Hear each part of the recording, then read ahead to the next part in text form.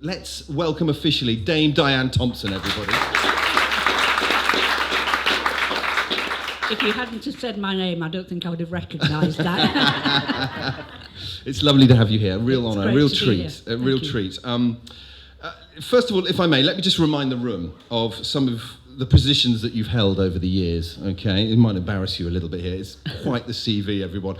Marketing Director of Woolworths, back in the early 90s, I think that was. It was, yeah. Marketing Director of Signet PLC, which evolved from Ratner's The Jewellers. We'll get to that a little bit later. Chief Executive of Camelot, Board Director at the Home Office, Chairman of the Radio Centre, numerous executive directorships, Next Retail, RAC, Wyvale Garden Centres, many, many more in there. 7 honorary doctorates, Dame Dianne. So do we call you Dr. Dame Dianne? Is that something like that? And to top it all off, you went on to win the Verve Cliquet Businesswoman of the Year award. I did. So what year was that? That was 2001. 2001. And 2 cases of champagne, so worth winning. Well, when I heard that we were meeting here today at Hickstead Showground, I did have to check your CV to make sure that you hadn't been some kind of international dressage champion as well. And I'd missed that along the way, but you assure me you haven't been. So no, definitely not. Let's just go back to the beginning if we can, just to help us, give us a sense of where your drive and your ambition and your sort of rooting in the business world came from. You grew up in West Yorkshire, you were only child. So in terms of your sort of work ethic, that came from your mum and dad, did it? Yeah, I come from a pretty poor part of Yorkshire, what was the West Riding. My parents were very much working class. We had very little money, lived in a council house. Not that there's anything wrong with council houses, but we didn't have our own home. We lived in a council house till I was 18 and went to university, and then eventually my mum and dad bought a little cottage. My dad was a butcher. My mum originally worked in a shoe shop for many, many years and then ended up running a delicatessen. And one of the things that haunted me, and I'm sure if my mum could hear me say this today, she'd be mortified. But I remember as a child actually wanting a brother or sister. I was an only child, and asking them why they didn't have more children. And the answer was that they wanted to give me the opportunities they hadn't had. And actually, I look back on that, and that put such a weight on my shoulders because I felt I really had to deliver for them. I owed it to them to prove what I saw as their sacrifice, that it was worthwhile. And do you think that pressure has stayed with you throughout your working life?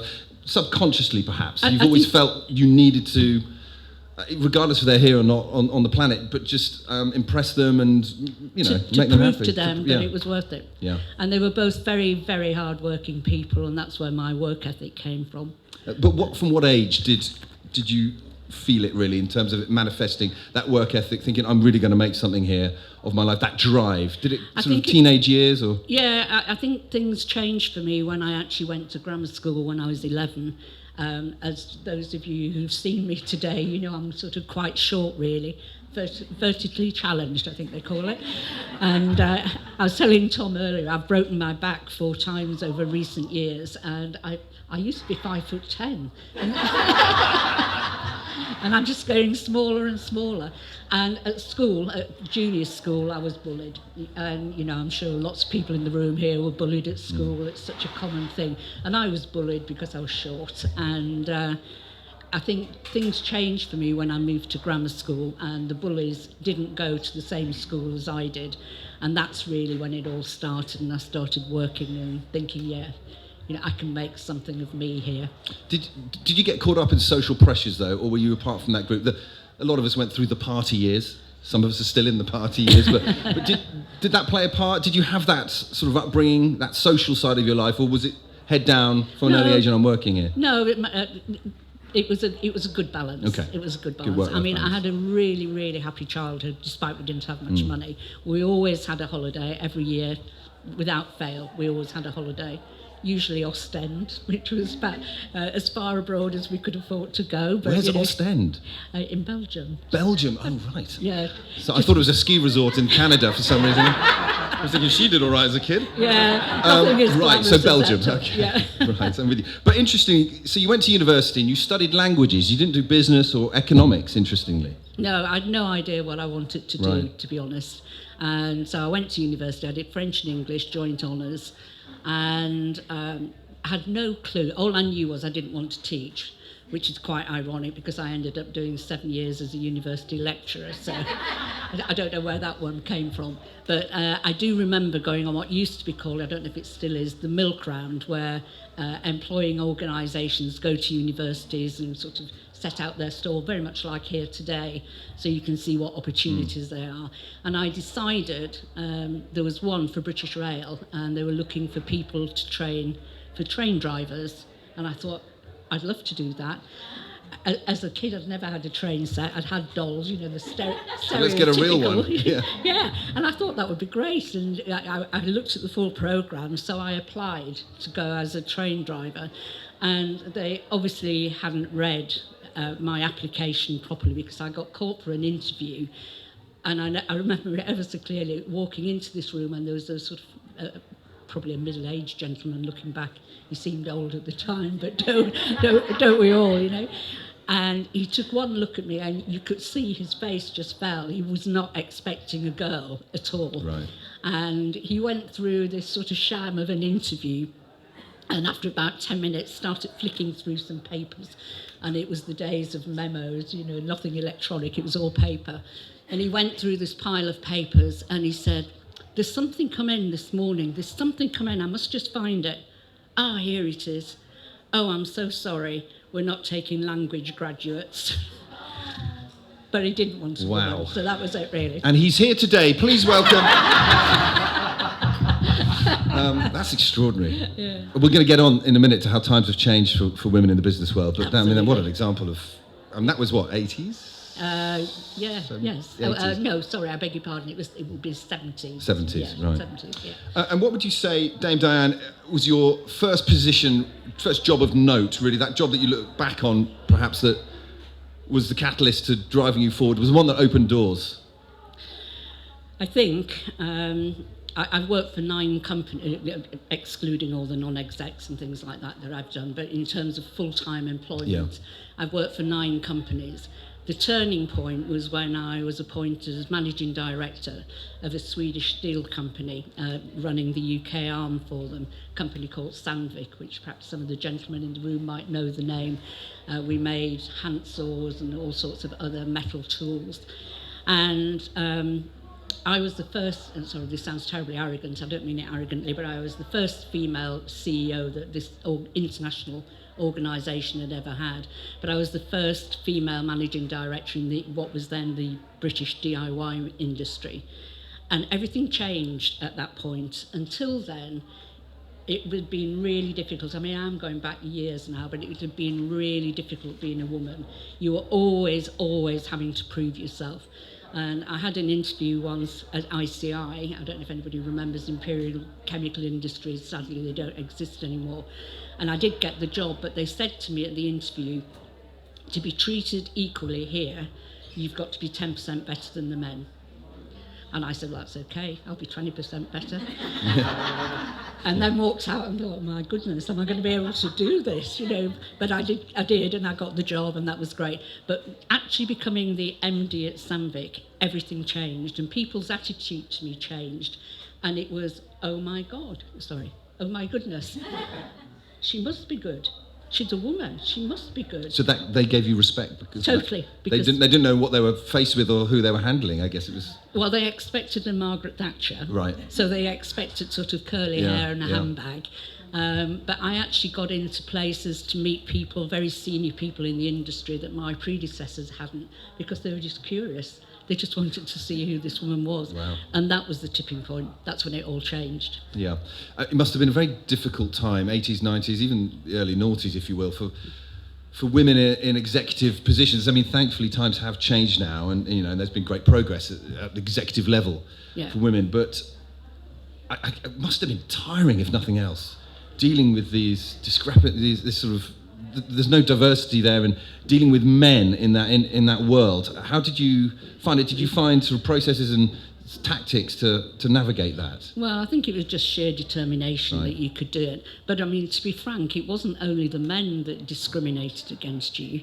I worked for women who definitely didn't want any other women around them because they got to the top because they were a woman, and therefore they kept women down rather than encouraging them. And I think, much as I was a massive fan of her, I think Margaret Thatcher was somewhat guilty of that. Was she? She didn't do very much for women's interests at all. So as you say, fortunately, it has changed today. It's a lot different, but it was very tough in those days. Yeah. Let's talk about your years at Camelot, because that's where I know you from, more than anything, your name at least. You joined Camelot in '97 as operations director? Commercial director. Commercial director, yeah. Okay. And then from the year 2000 as chief executive. So when you first joined, what was your mantra, what was your task there? Was it to sort of drive people towards playing the lottery after that honeymoon period of it launching had finished? You're absolutely right.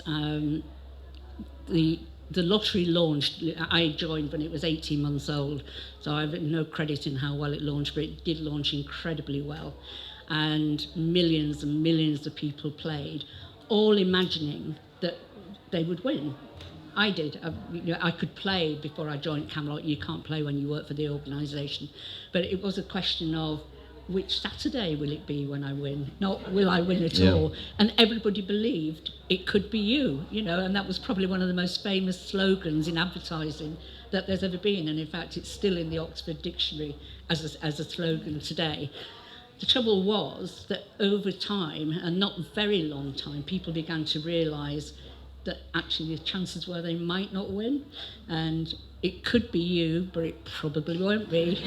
And that's not that catchy. I didn't see that on any of the posters or the TV campaigns. Yeah, I know. And so the real challenge and what I was brought in to do was, I was told at my interview that all lotteries, and there's only been one exception, but all lotteries launch really well, get very high sales very quickly, and then relatively quickly afterwards go into decline because people realise the chances of winning are wherever millions of odds to one. So I was brought in with that challenge to turn that round. There was all sorts of different games that they'd play. The lottery would bring in and take away all sorts of... This is where my connection to Camelot, I haven't told you this, but I worked at Camelot at the same time you were at Camelot. Didn't know that, we were very much different levels. I spent a year and a half presenting for them on telly. Oh, did you? They did a... One person remembers it. My own mother didn't even bother watching. But they did just very briefly, they did a daily play draw. Yep. So normally it's on a Tuesday and a Saturday. For about a year, they did one every evening where I think the maximum amount you could win was 20 grand or something. And it was on the red button on the BBC, and I was hired as a presenter. I didn't know that. Yeah, you didn't know that, yeah. And then I was subsequently let go as a presenter for a younger model. But no, quite literally, someone younger who was a model. That was when I was working in Watford in those days, and I was coming in the evenings doing that. So you weren't the casting director. It wasn't your decision to let me go. Can't take credit for that one. It still cuts deep. But what's interested me here is that there's a 10-year licence for the National Lottery, which Camelot had. So during your tenure, you lost that licence to Richard Branson's The People's Lottery. Yeah. But you kind of didn't lose it at the same time. Just talk us through that, because it made front page news, I know. So just tell us the story of your dealings with Richard Branson, and that must have been a very stressful time for you losing that licence, because I know it costs millions to put a bid together, doesn't it? So talk us through that. It cost about 20 million to put a bid in. Wow. Even when you're the current licence holder? Absolutely. Yeah, it cost about 20 million. The last licence, which I oversaw, which was the third licence, the bid was 18,500 pages long, one copy. So, a massive undertaking. It takes 2.5, 3 years of work. I have to say, I was still commercial director at the time. The deal was that when we won the second licence, not if we won the second licence. You were that confident as a business? As a business we were, that I would take over as CEO. And I think we were probably pretty arrogant at the time. The lottery had launched incredibly well. It had been very successful. We had gone into decline, but we'd managed to turn it.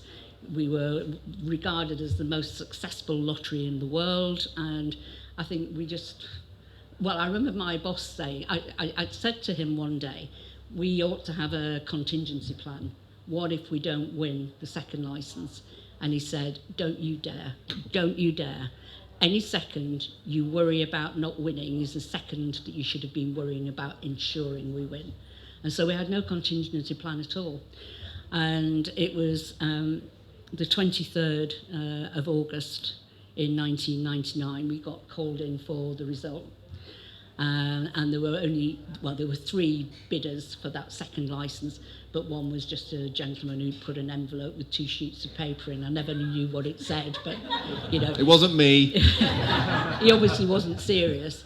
So it was just really Richard Branson and us. And can I just pause you there? Paint a picture. Where is this? Where do you go for the results? I picture a big boardroom somewhere very important. Well, it was a small boardroom in Monk Street in central London, and Right. it was the offices of the then regulator, Okay. who at that time were called Offlot. Off-lot? Clever. Off what or whatever, Yeah. you know, but it was Offlot. It's now under the Gambling Commission. But we were called in, and we were due in at 9 o'clock, and Richard was due in at 10. And so we did all the things that you do in those circumstances. You know, we were sort of, is it better to be first? You know, does that mean we can keep our mouths closed longer because we know we've won? And, you know, we did all this sort of scenario planning. We came to the conclusion that, yeah, we've probably won. So we walked into this room. There were 4 of us from Camelot and about 10 of the regulator, and led at the time by a lady called Dame Helena Shovelton. And I just remember her saying, well, we've got news, and it's not good news for Camelot. In fact, it's pretty bad news for Camelot. And what she went on to say was that neither bid was good enough. Both bids had failed on a couple of the criteria that they had. But Richard's bid was more likely to be solved and resolved and fixed than the faults in our bid. And so therefore what they decided to do was to give Richard a month. As far as she was concerned, it was over for Camelot, finished, but she was going to give Richard a month for him to improve his bid and make it compliant. I remember my boss turning to me at the time then and saying, well, we got that wrong, didn't we?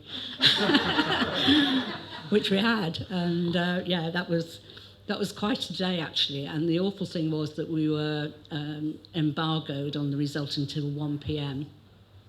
And so Tim, my then boss, and I had to go back to Watford, to those offices, and walk in through reception, walk up to the top floor where our offices were, walk right across the floor, everybody watching, trying to sort of read the body language, you know, have the one, they're coming to tell us who've won. And then at 1 o'clock having to do the announcement to most of the company were gathered on the top floor and say, we've actually lost. And my predecessor, Tim, who's sadly no longer with us, he was a bit of a joker.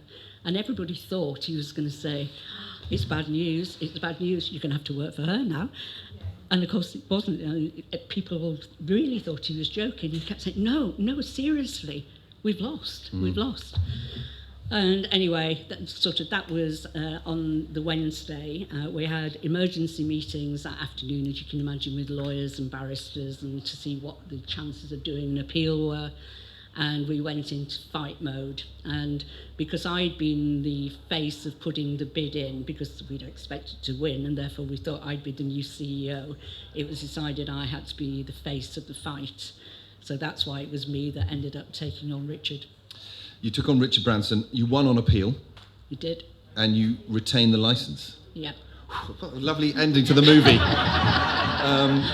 Which in itself, the whole appeal in itself, we could be here for another week talking about it, but his bid collapsed in on itself, and Camelot retained that licence. That's the happy end of the story for you. It was. I mean, without going into too much detail, the reason our bid had failed was that one of our suppliers had done something in the States that the regulator wasn't happy about. Right. So they felt they weren't fit and proper.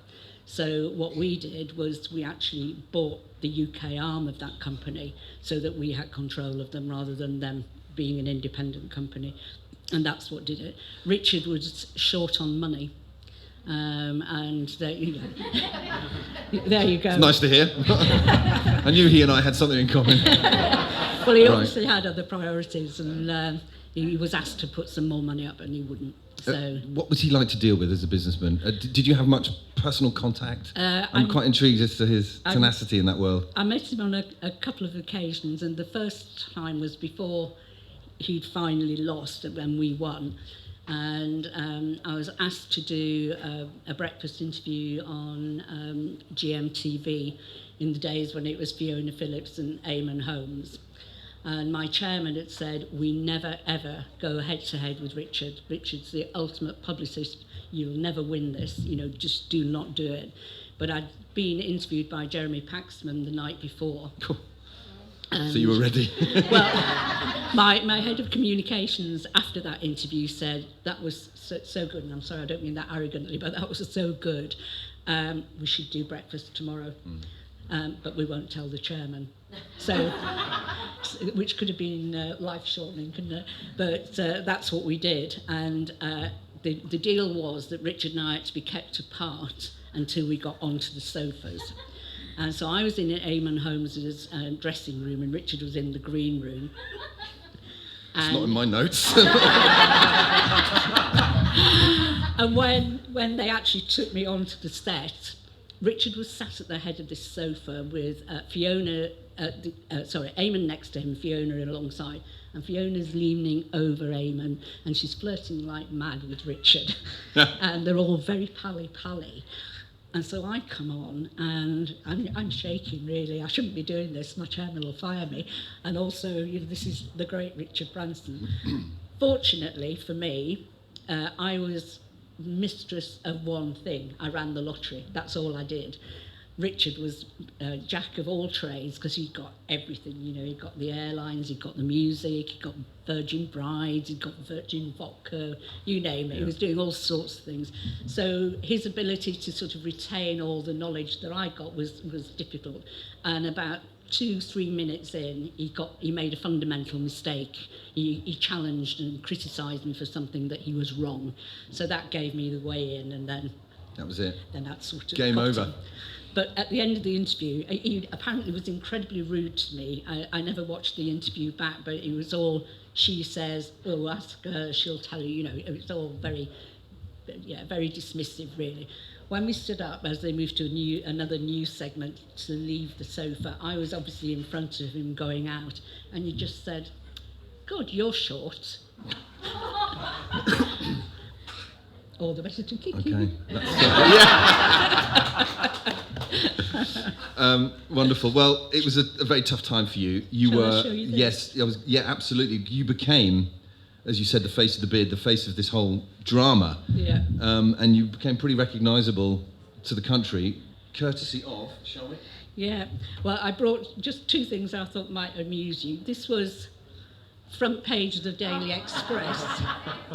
After we'd won, it's her, not him, if you can't see it at the back. Richard looking as though he's in tears, and me with that awful cheesy, it could be you. And I became recognisable. Yeah. People in Tesco used to come up to me and say, well done for beating Branson. It was amazing. How did you deal with that? I mean that sudden notoriety, was it okay? No, it was a lot of people struggle with that. Yeah, we didn't like it. We being my daughter and I, we didn't like it at all. And all I did was run the lottery, but I had death threats. I had to have police support at times, and just very hard. Yeah, it is for anybody who's in the public domain. The only good thing is it finishes very quickly. Yeah. So, well, this one I'm not too sure what this is, but is this another publication? It is. Horse and Hound magazine. This is from Tuesday, the 1st of May, 2001. This is The Mirror. Piers Morgan printed this? He did. Tell us about this. So some of you may vaguely remember we had a young couple in Watford, actually, who thought they'd won the jackpot. And with all the investigation that we could do to the very best of our knowledge, they probably had won the jackpot, but they didn't have a ticket. And the rules are very clear. Yeah. No ticket, no prize. And it was about 3.7 million. And we obviously couldn't pay them. So Piers did this as his piece for me, or as Miss Scrooge. The thing that was really bad about it is on the morning that came out, I used to go to you won't believe it now, but I used to go to the gym on my way to work. And I was in the gym, and they had TVs behind you, so you're running in face of a mirror, so you're looking at the TV backwards. And there was only one other person in the gym, a gentleman who occasionally I saw there, and only enough to say good morning or something. And we're running, and this comes up on the screen, that segment they do in the news of what today's papers say. That came up, and I'm running, and I'm looking at it, and I'm thinking, God, that looks a bit like me. And then, to crown it all, this chap next to me said, that's you!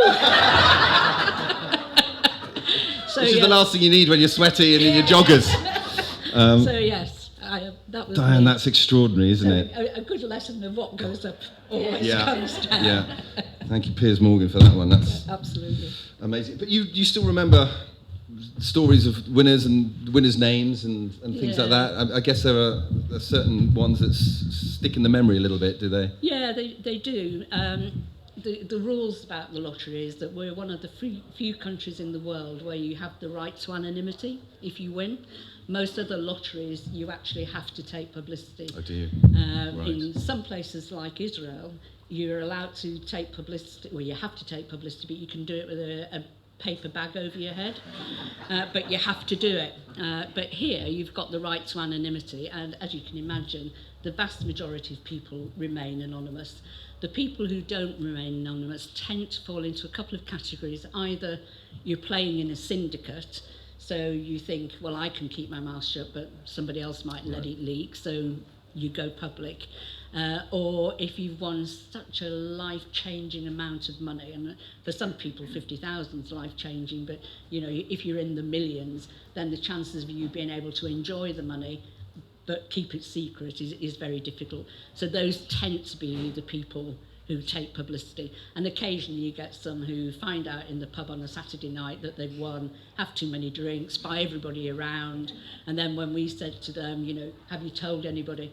No, did buy a round of drinks in the pub. Oh yeah, how many people there? Oh, about 100. Hundreds, yeah. I did stand there with a huge check the size of a car. Why they do that, I don't know. I know. But some of obviously I wasn't supposed to have favourites, but one particular couple that I was incredibly fond of were a couple in their late 60s, early 70s. Well, early 60s to late 60s. She was a night nurse on the children's ward at the Hallamshire Hospital in Sheffield, and he was a plumber. And I always like to ask when I met winners, where were you when you found out you'd won? And they were at home, and they rang the lottery line, who confirmed, yes, they'd won. They'd won, I think, 7.5 million or something like that. And they spent Saturday night, Sunday, debating what they were going to do. And they decided they were going to retire and spent some time together. So Ray, his name was, phoned his boss on the Sunday evening and said, oh, Fred, Barbara and I have been talking, and we're going on a bit now, and we'd like to spend a bit more time together, so we've decided we're going to retire. Fred said, you've won the lottery. Ray apparently said, well, yeah, we have. And Fred said, I haven't checked my ticket. Ray said, don't bother, I've won the bloody lot. How lovely, how lovely. And what was great about that couple, the reason I loved them so much, was they won 7.5 million. They had two sons. They gave them each a bit of money, not massive amounts. They moved house, but not to some of the mega mansions that you see some lottery winners move into. They moved into a very nice, modern, detached house, but nothing too big, 4 bedrooms, I think it was. And then they spent the rest of their time giving the money away. Oh, wow.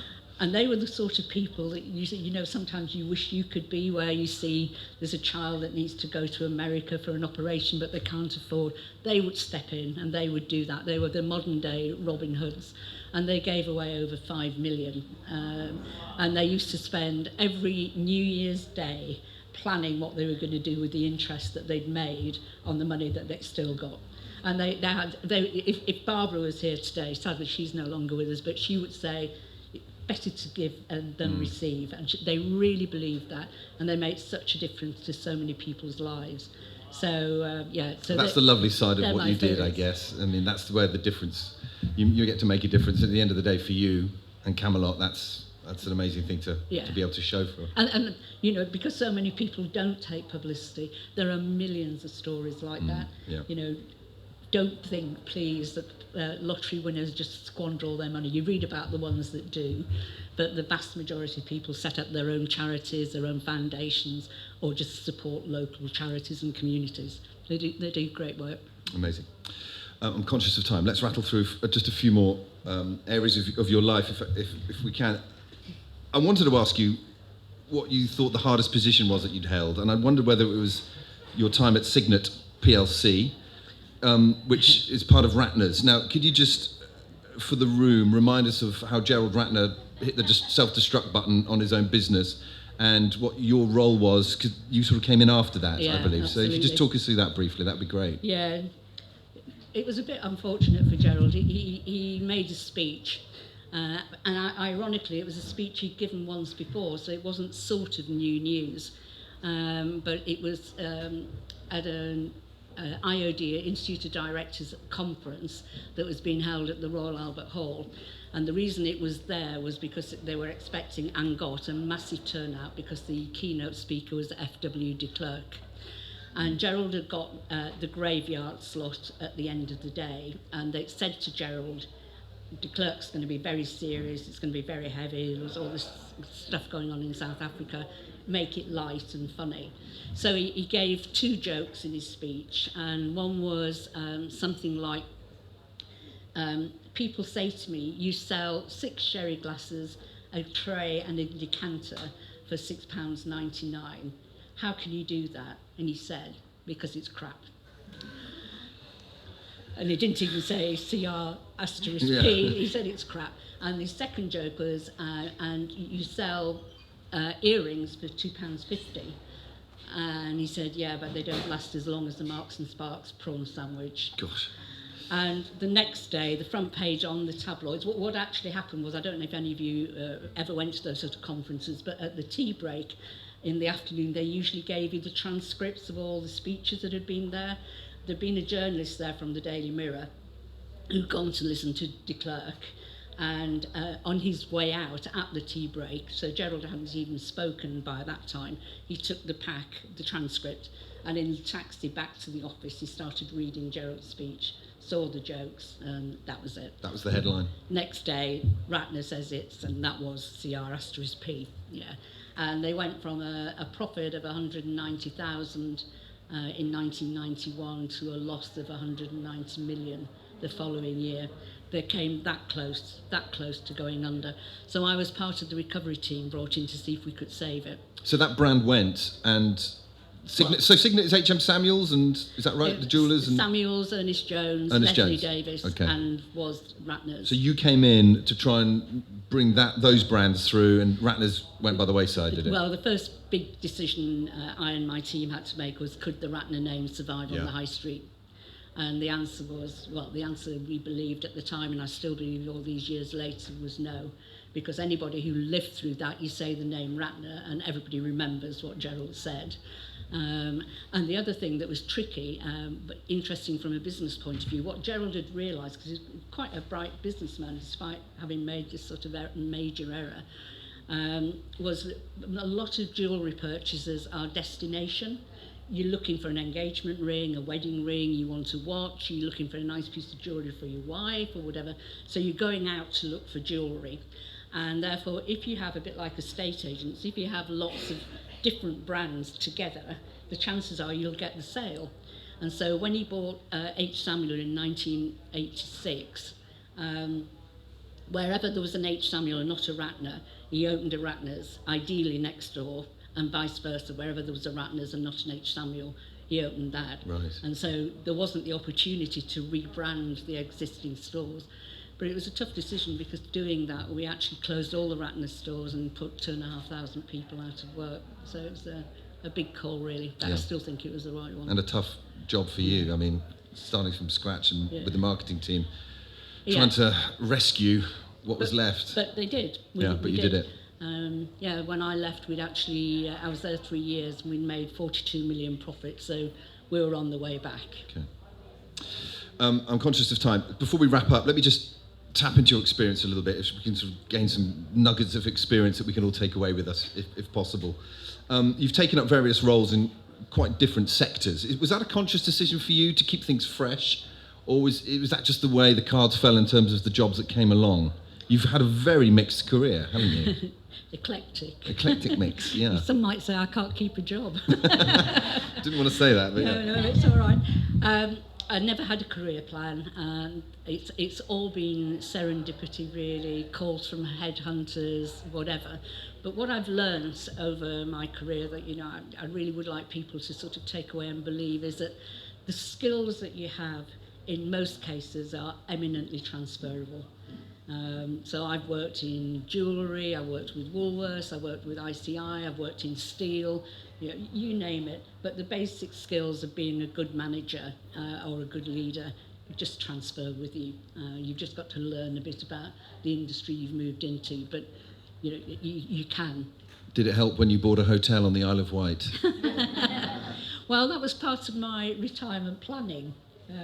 I'm looking at my financial advisor sat there. Head and hands.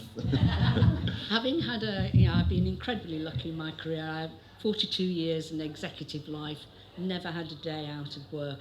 How many people today can say that? That's amazing.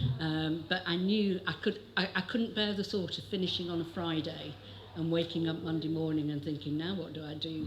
And I didn't think I wanted to really do plural, which a lot of people in my position would do, go on lots of different boards. So I knew I needed a project. And about the same time I came to that conclusion, the George Hotel in Yarmouth on the Isle of Wight came up for sale. And I thought, that's it, that's what I'm going to do. I'm going to run a hotel for 3 or 4 years. But my God, it was hard.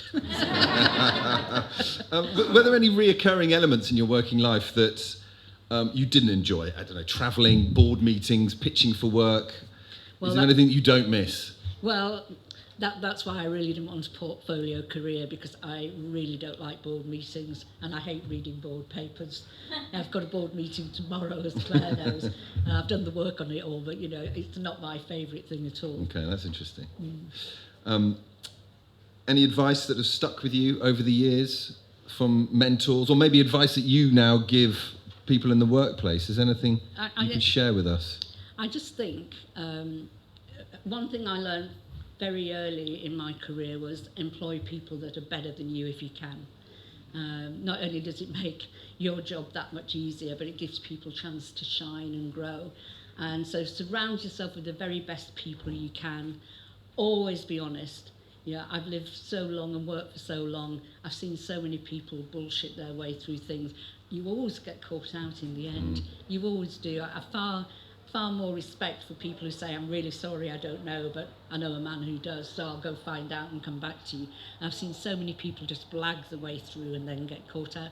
So for me, honesty, integrity, good people around you, and teamwork. If you can generate a good team, then you're halfway there. In 2006, you received your CBE, which I read you think stands for Chocolate Biscuit Eater. 2015, upgraded to Dame. Yeah. What an honour that was. Who did you get the sword on the shoulders? You don't get that if you're a lady. Oh, that's unfair. Who did you stand for? Was it Her Majesty, or did you have another member of the royal family? The damehood was Princess Anne. Princess Anne. Yeah. Okay. CB was, as he is now, King Charles. And an honour. I mean, you look back on that and think, it's a lovely way to bookend your working life, isn't it, to have that? It was, but for me, these were team things. When I got the CBA, I was still employed at Camelot. I was there for a long time after that. I was still working at Camelot. And most of my colleagues had never seen what a CBE looks like. And we had a cabinet in reception where we had the advertising award trophies and things that we'd won over the years. And so I put the CBE in there for 6 months so people could actually have a look at it and see what it is. By the time I got the damehood, I'd actually left Camelot 6 months earlier. But a huge honour. But it's a team effort. Most people who get these awards don't do things single-handedly.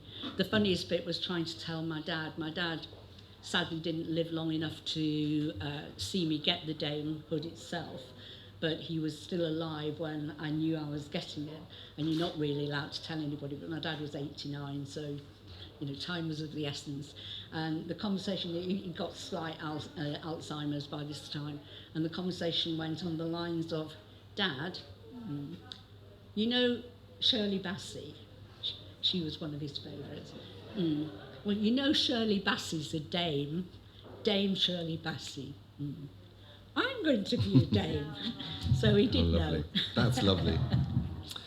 Well, it's not every day that we get to hear from someone who's had such a remarkable impact on the business world. So many valuable lessons that we've learned today. And it's been a real treat hearing your life story, talking to you about your experiences. Ladies and gentlemen, Dame Dianne Thompson.